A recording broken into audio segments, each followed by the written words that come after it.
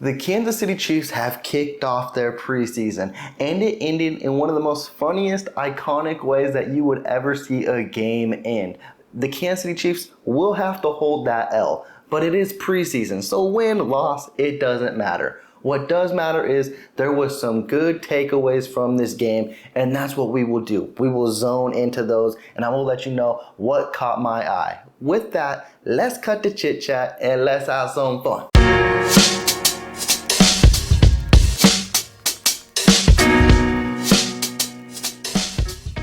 Chiefs Kingdom, we finally made it. The preseason is officially underway. Unfortunately, the Kansas City Chiefs lost to the New Orleans Saints by a final score of 26-24. But for a preseason game, it was highly entertaining. If you guys didn't happen to check me out on my live stream, go ahead and rewatch that, and we will be going live throughout the season every game day, so be sure to hit the notification and subscribe to the channel so you don't miss out on any of that. But the game in whole, like I mentioned, for a preseason game, it had me zoned in. It was fun. And one of my main takeaways and something I wanted to focus on in game one was the depth and walk away injury free. Now, the depth we saw on full display. The injury part, they almost went unscathed, but unfortunately, Coach Reed mentioned that Nick Jones fractured a couple fingers and may be out for several weeks. And honestly, that sounds like a prime IR candidate now. And they'll probably put him on the reserve and stash him on the spot and try to save another cornerback who we will talk about in this video. But right now, what we're going to kick this video off with is I'm going to have a couple key things that caught my eyes that I want to discuss, and I want to see how the Kingdom feels about. So let's just get right into all of that. First and foremost, the main thing that caught my eye, and I think we preached about it through all of training camp, all of the off season, was this wide receiver room. It is loaded, and it's even more deeper than what I was ever sought to believe. We've been preaching, man, we need like a number one in DeAndre Hopkins, or we need a trade for a guy. I don't think that's the case, Chiefs Kingdom. I think this could be one of Patrick Mahomes' best receiving cores he has ever had. Yes, I said it, and I will die on that hill too. I know they had Tyreek Hill, one of the greatest wide receivers in today's game, but the depth all around is ridiculous. Right now, we didn't get to see Sky Moore on full display. He was out there, but no receptions early on. The depth is what I zoned in on. Of course, Justyn Ross, fan favorite. He lived up to the hype. His first catch was a thing of beauty. It was a nice little comeback, had the defender shook, and then the defender tried to bring him down. He broke that tackle, and I swear, if a safety wasn't there, he might have just done the rest and took it to the house. And then you got second round pick in Rashee Rice. Looked very promising as well. He made a couple of tough catches. And that's what the Kansas City Chiefs brought him in for. They want that physical, big play receiver. And they might just have got it with Rashee Rice. Everyone says he could be that Juju replacement. Rashee Rice looks at himself as a DeAndre Hopkins. And paired with Patrick Mahomes, who knows? That may be the case in the future. But the two wide receivers that really stood out to me was Richie James.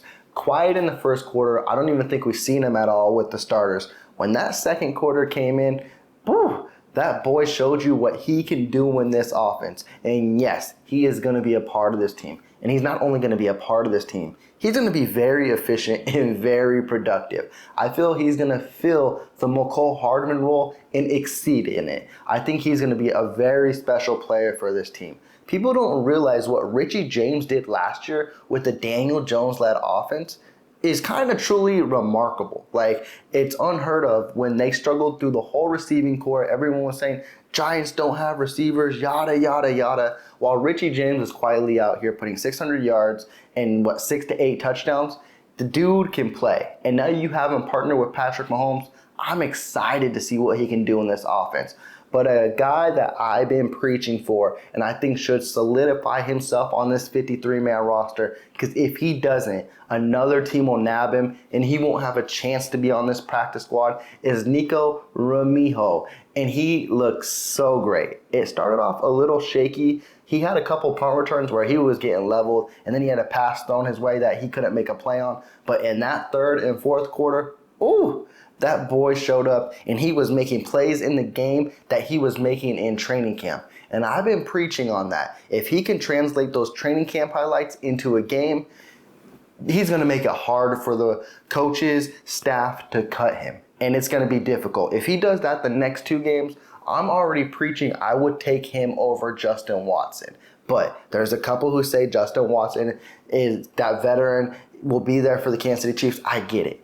But Remijo, he has that special teams, and I think he has a better playmaking ability to where he can be a great everyone. I've heard people compare him, I think couple, and I just drew a complete blank, and I was going to give credit where it was due.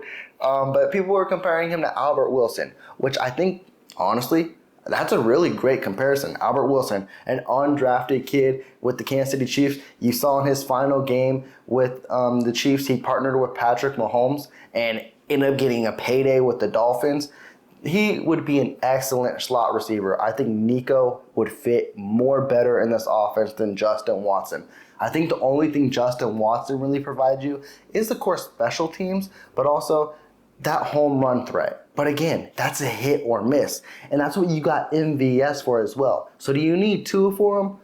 I'm unsure. But I'm happy at the end of the day that the wide receiver room, like we mentioned, is unproven. But man, oh man, it looks solid. And don't turn away just yet from the offense, because we're going to stick right there and focus straight on the offensive line.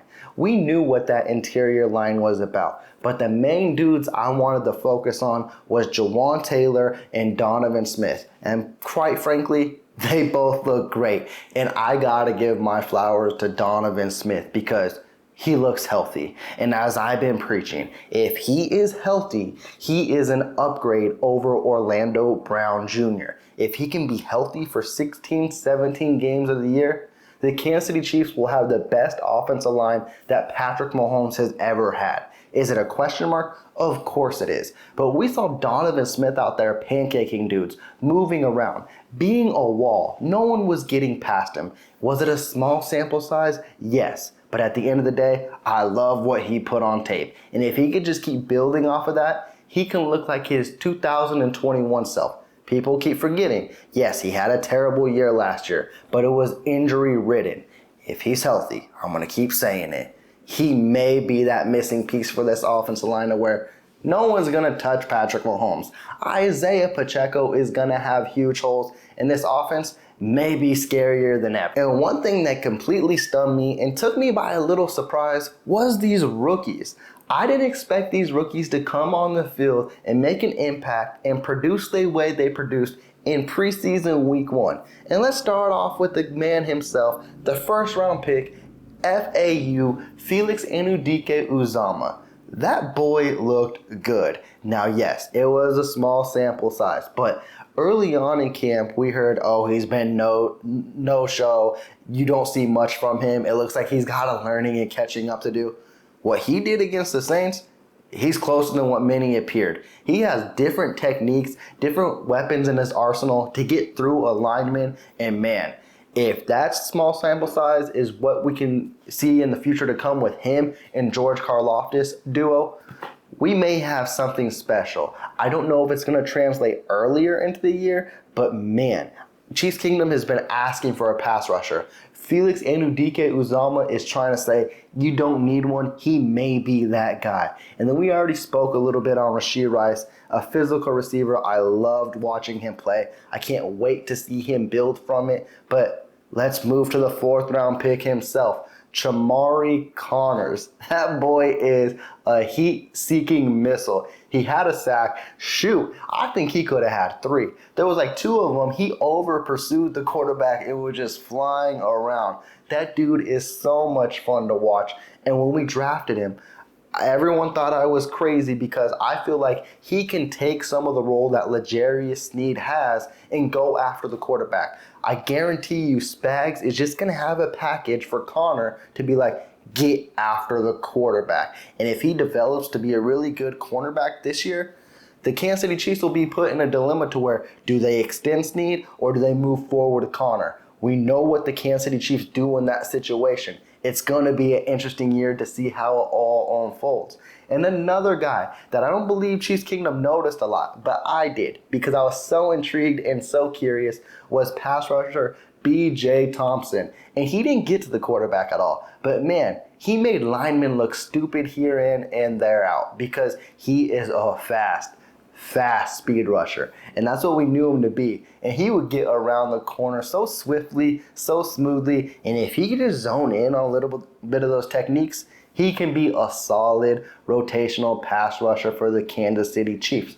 But let's not zone in on the people they drafted. Let's zone in on an undrafted guy. And one that a lot of people haven't been focusing on, but if you're a real Chiefs Kingdom fan, you know about him. It's Khalif Halsey. Right, Halsey or Halassi. See, I've been butchering that for the last 5 days, but I'm going to go with Halassi. I think that's the right way to do it. But he had a marvelous interception. When I initially saw it live, I'm like, oh, he was out of bounds. But nah, he got his knee down. He made hell of a play.